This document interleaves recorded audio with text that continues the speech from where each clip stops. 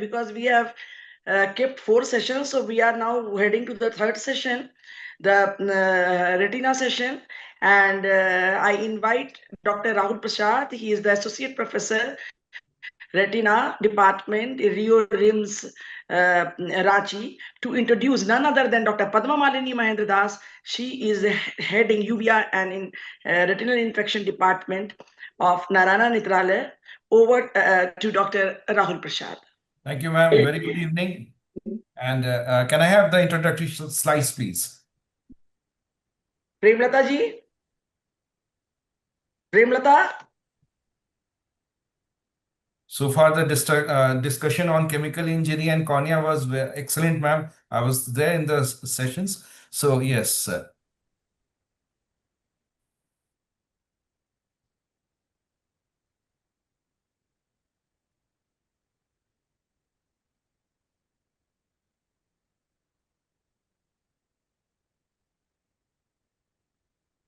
Okay, she is doing. Yes, ma'am. Thank you. Thank you, ma'am. And I welcome Dr. Padmamalini Mahendradas from Narayana Nethralaya, Bangalore. She is the head of the Uveitis and the Ocular Immunology Services. She is a member of International Uveitis Study Group and an International Ocular Inflammation Society. She is the president of Uveitis Society of India and vice president of Society of Inflammation and Research. To her, she has 218 indexed publications, 45 non-indexed publications, 42 book chapters, and 23 awards to her credit. Welcome, ma'am, and a very good evening to you. So, please introduce one-line introduction of the presenter and the inner circle and the outer circle. So the presenter for today would be Dr. Neeraj Jha. He is from Kashyap Memorial Eye Hospital. And then the postgraduates who will be joining us in the inner circles are Dr. Amar Kumar from MGM, Dr. Mayank Sharan from MGM, Dr. Vikas Thakur from MGM, and Dr. Neha Chaudhary from MGM. Then we have got Dr. Bhavya Chaudhary from TMH, Dr. Raksha Kumari from TMH, and Dr. Richa Kumari and Dr. Sana Afrin also from TMH. Then from Gandhinagar Hospital, we have Dr. Lalita Priya and Dr. Firdoz Jahan. From Bokaro General Hospital, we have got Dr. Nupur and Dr. Tushar joining us. Then we have got Dr. Anchit Parikh from Kashyap Eye Memorial, Dr. Sakshi from Kashyap Eye Memorial, and of course, Dr. Manju Kumari from RIO RIMS. From the outer circle, we have Dr. Anamika Chaudhary, she is from RIO RIMS, Dr. Vatsala, again from RIO, Dr. Nidhi Sharma from MGM Jamshedpur, Dr. Pooja Tanwar from Bhagwan Mahavir Manipal Hospital, Ranchi, Dr. Anamika Thakur from Bokaro General Hospital, and Dr. Ujjwal also from Bokaro General Hospital. From Kashyap Eye Hospital, we have got Dr. Gagandev and Dr. Shubham, Dr. Irshad, and Dr. Pragya joining us in the inner hospital. So, no, these are outer circle. These are outer circle. Yes, sir, both inner circle and outer circle done, ma'am. Okay. So, over to Dr. Neeraj Jha. Neeraj, are you there? Neeraj? Yes, ma'am. Yes, ma'am. Please share your screen.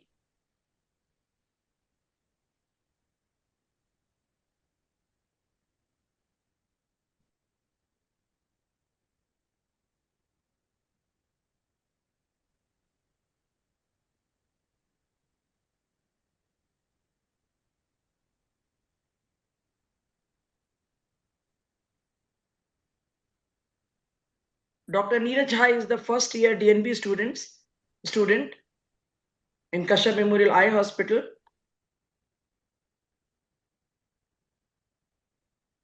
Okay. Yes.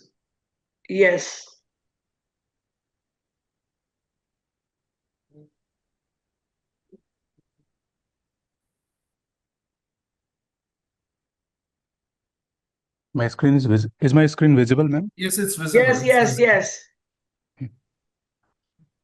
Good evening, everyone. Myself, Dr. Neeraj, DNB resident, Kashyap Memorial Eye Hospital. I am presenting a case, and my guide for this case is Dr. Vibhuti Kashyap sir and Dr. Pallavi ma'am.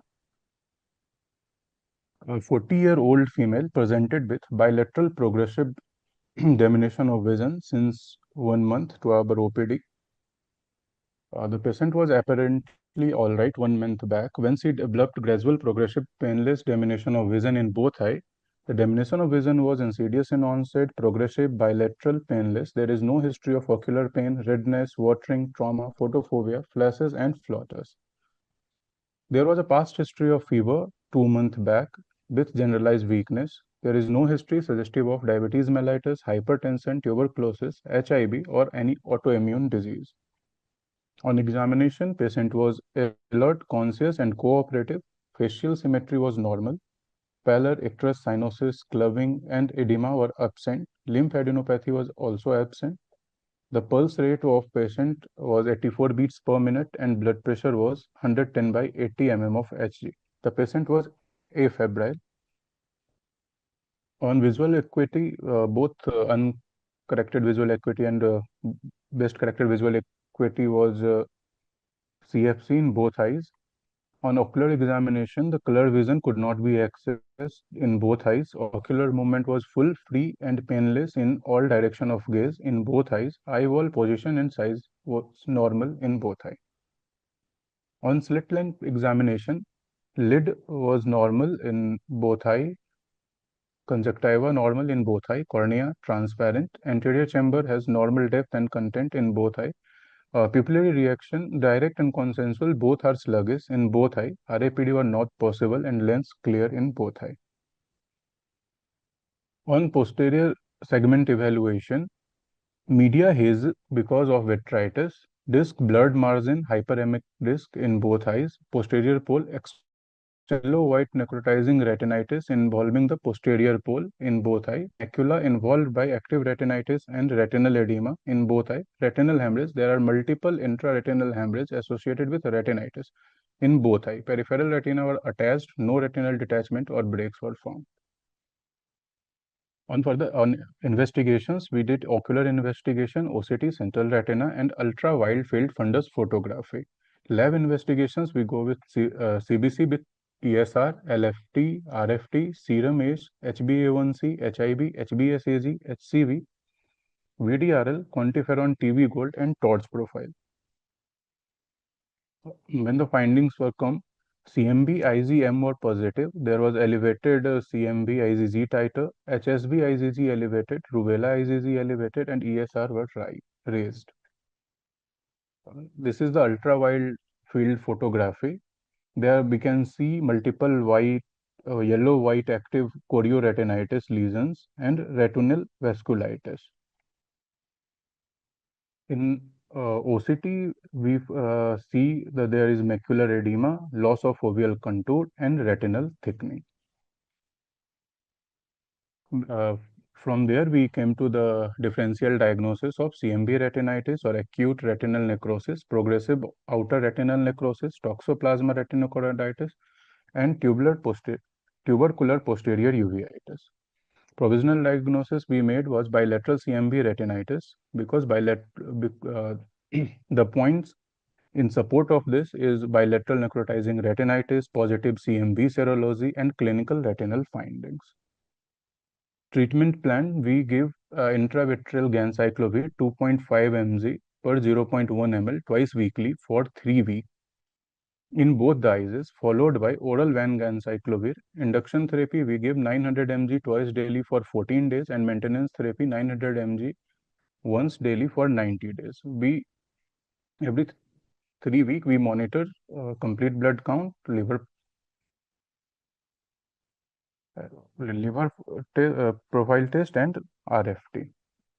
The clinical recovery, patients show significant anatomical recovery, resolution of retinal lesions, and marked visual improvement from CFC to 6/18 in both eyes. Visual outcomes on subsequent follow-up. On first visit, patient was CFC in both eyes. On first follow-up, after first week, when we give intravitreal ganciclovir, visual acuity improved in right eye 460 and in left eye 660. On second follow-up, after 2 weeks, right eye visual acuity was 660 and left eye was 560. On third follow-up, it was 624 and left eye also 624. On fourth follow-up, after fifth week, Visual acuity in both eye becomes 618. Posterior segment evaluation post-treatment. Media was clear, no significant vitritis in both the eyes. Optic disc, normal color and margin in both the eyes. Posterior pole, healed chorioretinal scar with pigmentary changes in both eyes. Macula, retinal edema resolved. Residual foveal structure. And retinal hemorrhage also resolved, retinal vessels reduced and resolved with retinitis in both eyes, peripheral retina attached, no retinal detachment or break in both eyes. This is the ultra wide field photography after the completion of the treatment, and we can say that there is now not yellow whitish chororetinitis, they are resolved. Retinal vasculitis, seeding, they are also resolved. There is no evidence of active retinitis here. This is the OCT after the treatment, and here we can see the restore of foveal contour, and the intraretinal fluid also dissolved, and there is organized retinal layers. Summary: a 40-year-old immunocompetent female presented with bilateral progressive painless diminution of vision was diagnosed with CMV retinitis based on clinical finding, retinal imaging, and serological evaluation. The patient responded well with intravitreal ganciclovir and oral vanganciclovir with significant anatomical and visual improvement. Thank you. Thank you, Dr. Neeraj, for excellent presentation and an excellent case with very good outcome. So the expert for this session is Dr. Padmamalini. Would like to have inputs from you, madam, after the inner circle and outer circle complete their question and answer. So who from inner circle is going to ask the first question? Amar Kumar, Mayank Saran, Vikas Thakur, Neha Chaudhary, Bhavya, Raksha, Richa, Sana, Lalita, Firdaus, Nupur, Tushar, Anchit, Pratik, Sakshi, Manju, they are all inner circle. So we want someone else other than Amar to ask question. The first question from someone else. Dr. Manju, would you like to ask? Vatsala, any PG from Dr. Rahul department? Yes, ma'am, I would like to ask some questions. Yes, Dr. First of Vatsala. all, it was a very nice presentation. I had just 2-3 doubts. So did you get the CD T cell count initially for the patient? And if you got that, till when did you continue your medication? I mean, till what CD count did you continue the medication, and after that you stopped the medication? Firstly, secondly, the patient did not had AIDS. Neither the patient was on immunosuppression, systemic steroid, immunosuppressive chemotherapy. So how is the CMV retinitis came at the first place? I mean, how did the patient develop CMV retinitis? Ma'am, as we see patient clinically, we evaluated the patient, and because there was a past history of fever with malaise, which saw a little bit of mononucleosis like features. That's why we went through these investigations of torch profile and quantiferon TV also, just to make the differentiation. And there was no history of immunocompromise in the patient, so we did not take the CD4 count initially. Thank you. I would just like to add that if you would take the CD count, for example, it is 50 initially. Yes, so you treat till the T cell count reaches 200. okay. Thank you. Thank you, Dr. Vatsala. Anyone else who would like to ask question? Dr. Pragya, Dr. Nidhi, Pooja, Dr. Shubham. Anyone? So since no one is ready to ask question, Where let's are take... you, Dr. Pragya? You have spent so much of time in retina department. Ma'am, I want to ask a question. Yes, please. Yes, Neha. Ma'am, I want to ask if in a patient with severely immunocompromised, how do you manage a case where the clinical appearance is classic for CMV, but the diagnostic PCR is negative? So in that case, what we have to do?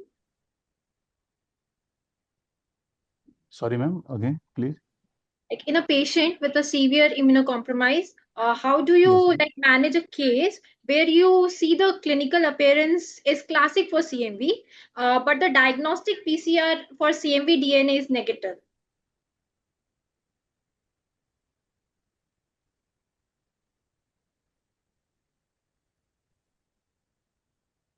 Can I take up this question? CMV retinitis, we make the diagnosis based on the clinical appearance. Lab investigations, either the serology or the molecular diagnostics, help us to confirm. If your PCR negative for CMV, we also have to look for other causes of necrotizing retinitis like herpes, Epstein-Barr virus, or varicella zoster virus. You look for other viruses. If that is also negative, then you treat the patient empirically and see the response. Coming to the PCR, we have nested type and also we have a quantitative PCR. The quantitative PCR is more accurate. It calculates the number of genomes present in that. Especially if the patient has compromised renal status where you can't put them on antiviral for a longer time, the quantification helps us not only for the diagnosis but to titrate the treatment. Thank you. Thank you so much, madam, for your inputs. And may I take the opportunity to ask who according to you, asked the best question, either Dr. Vatsala or Dr. Neha? Dr. Padmamalini, madam. Yes, madam. Yes, please. Coming to Dr. Vatsala's question, it's valid for immunocompromised ones, where we make the CD4 count, we titrate based on the CD4 count and also the clinical picture. Whereas immunocompetent individuals also can develop CMV retinitis, like what Dr. Neeraj has presented. In that situation, these patients will have history of fever or they can have systemic involvement. They can land up with CMV retinitis. In this condition, you put the induction therapy and the maintenance phase depending upon the clinical presentation and the response to treatment. We titrate than going by the CD4 count, like what they did. Coming to the, I vote for the second person. Dr. Neha. Dr. Neha. Thank you. Thank you. So the That's winner. a practical question. If it comes negative, Yes. what do we do? Both are nice questions, but I have to pick up one. So I pick up the Dr. Neha's. Dr. Neha Thank you, is from Rio Rims? No, ma'am, MGM. MGM. Jamshedpur. Okay. MGM. Okay. Thank you. Thank you, Dr. Padmamalini, ma'am.